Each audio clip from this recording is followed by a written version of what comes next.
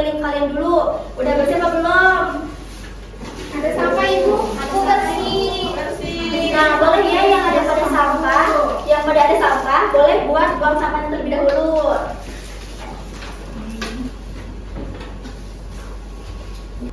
Oke, karena sekarang udah pada bersih ya, udah nyaman di lingkungan belajarnya. Sebelumnya Bu mau absen dulu nih. Di sini ada yang nggak hadir nggak? Apa hadir semua? Hadir semua, Bu. Alhamdulillah ya. Oke, sebelum kita mulai, kita berdoa dulu yuk. Siapa yang mau memimpin doa? Saya, Bu. Boleh Rifa, boleh pimpin doa terlebih dahulu.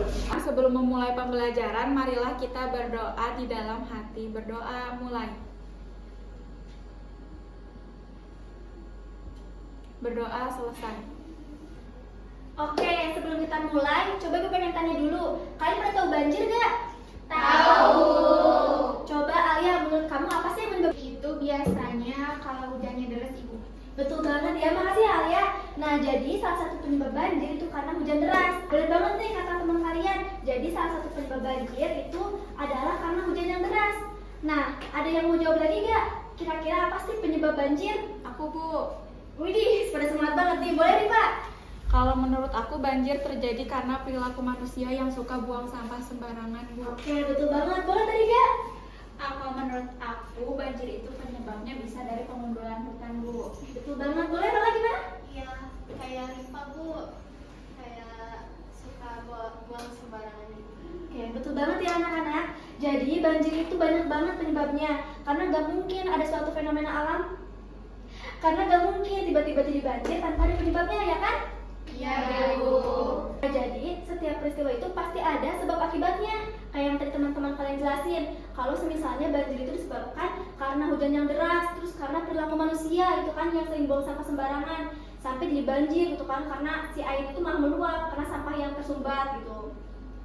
Nah, suatu fenomena alam karena sebab akibat tersebut dimuat dalam suatu teks, yaitu teks eksplanasi. Nah, pada hari ini kita akan membahas mengenai teks eksplanasi biar anak-anak sekalian paham apa sih teks eksplanasi itu, terus apa aja struktur dari teks eksplanasi. Siap nggak? Siap, Bu. Oke. Nah, sebelum kita mulai, ada yang tahu nggak apa itu teks eksplanasi? Belum, Ibu. Oke, jadi Bu jelasin dulu kali ya. Jadi, teks eksplanasi itu merupakan suatu teks yang menjelaskan mengenai suatu proses atau suatu kronologi terhadap fenomena yang terjadi gitu ya. Baik itu fenomena alam, sosial, maupun budaya. Kayak yang tadi kita jelasin itu kan fenomena alam ya, yang banjir itu. Nah, sebelum kita lanjut, bentar. Kok langsung ke sini ya? Nah, dari yang Ibu jelasin tadi, gimana? Sekarang udah pada paham belum apa itu teks eksplanasi? Sudah paham, Ibu. Ada yang mau menyimpulkan nggak tadi yang Ibu sebutin apa? Aku, Bu. Boleh. Kalau yang aku bisa simpulin, teks eksplanasi itu adalah suatu teks yang menjelaskan sebab akibat proses terjadinya suatu fenomena, Bu. Betul banget ya anak-anak. Jadi teks eksplanasi itu udah jelasin secara rinci gitu oleh teman kalian Rifa tadi. Nah, sekarang Ibu pengen kalian baca terlebih dahulu suatu teks yang sudah Ibu sediakan. Boleh ya, dibaca dulu selama 5 menit dan kalian pahami terlebih dahulu, oke? Oke, Bu. Gimana? Udah pada selesai bacanya? Sudah, Bu. Ada yang bisa menyimpulkan nggak tadi teks itu menjelaskan mengenai apa? Boleh nih Pak? Oke, kalau menurut saya teks ini tuh menjelaskan tentang peristiwa metamorfosis atau berkembang biaknya suatu hewan atau tumbuhan, Bu. Betul banget ya anak-anak. Jadi ini tuh merupakan salah satu contoh teks eksplanasi yang dimana teks ini tuh menjelaskan suatu proses atau kronologi berkembang biaknya suatu hewan atau tumbuhan yang disebut dengan metamorfosis. Nah, dari ketiga teks ini kan ini ada warnanya nih ya. Yang atas tuh warna abu, yang ini warna pink, yang ini warna hijau. Nah, Ibu pengen jelasin dulu nih ke kalian kalau di teks eksplanasi itu terdapat 3 struktur. Yang pertama itu ada pernyataan umum, yang kedua ada deretan penjelas, dan yang ketiga ada interpretasi atau kesimpulan. Nah, dari ketiga teks ini, Ibu pengen nanya nih ke kalian semua, menurut kalian teks yang berwarna abu ini masuk ke struktur apa? Ada yang tahu nggak? Aku, Bu. Boleh Alia, gimana? Kalau menurut aku, yang pertama itu masuk ke pernyataan umum. Ada alasan nggak kenapa Alia milih itu masuk ke pernyataan umum? Karena biasanya di awal ya, jadi kayak penjelasannya apa gitu, metamorfosis itu apa. Pada setuju gak sama pendapat Alia? Setuju. Oke, tepuk tangan dulu dong buat Alia.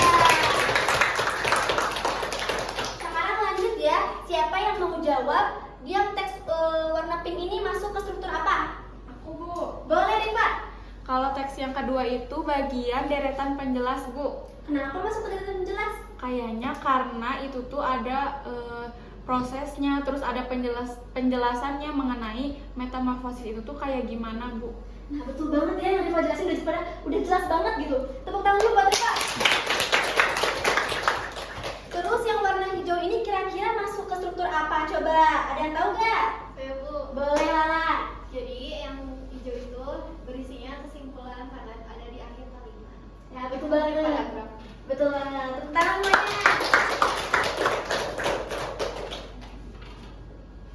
Nah, jadi teman-teman kalian tadi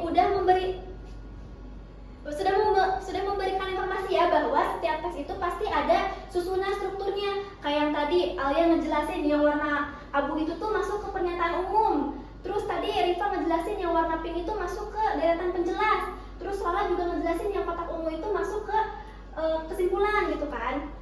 Nih, kita lihat ya apakah benar atau enggak. Ya, benar banget ya teman-teman semua. Nih ya, jadi pernyataan umum itu merupakan suatu struktur utama yang menjelaskan mengenai suatu definisi dari fenomena yang akan dibahas. Misalkan metamorfosis itu adalah titik-titik gitu. Nah, itu merupakan suatu pernyataan umum.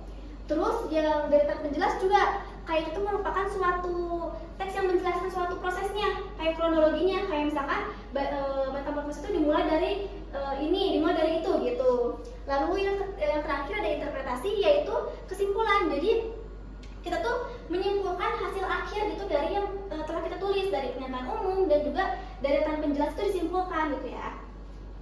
Oke, sekarang karena kita sudah memahami mengenai teks eksplanasi dan juga mengenai struktur teks eksplanasi, coba Ibu pengen kalian dibagi dulu menjadi 3 kelompok.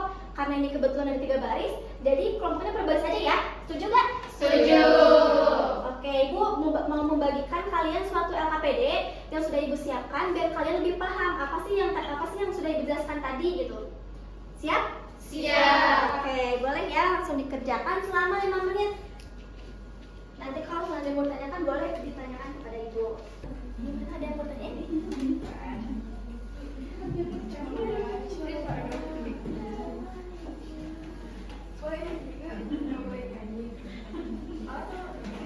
Gimana, udah pada beres kerjain LKPD-nya? Sudah, Bu. Wah, keren-keren banget. Coba sini ada yang mau menjadi perwakilan nggak untuk memaparkan hasil diskusinya? Rifa, Ibu. Boleh Rifa, maju ke depan.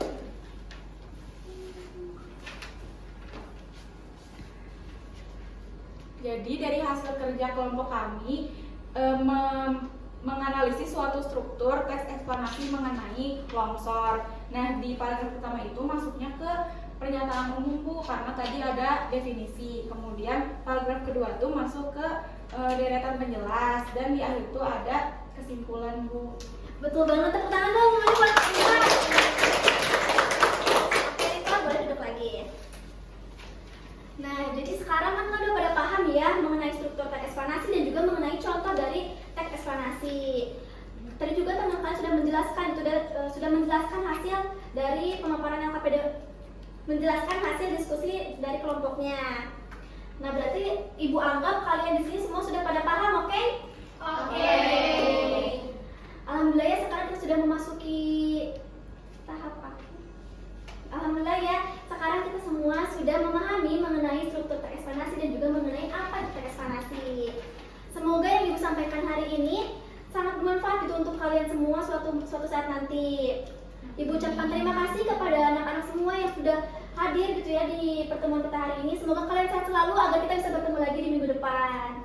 Sebelum kita tutup, kita berdoa dulu ya. Boleh, siapa yang memimpin doa penutup?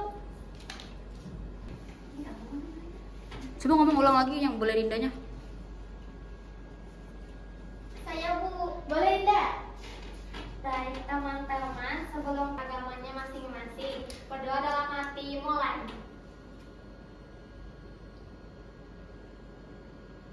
Berdoa selesai. sikap beri salam. Assalamualaikum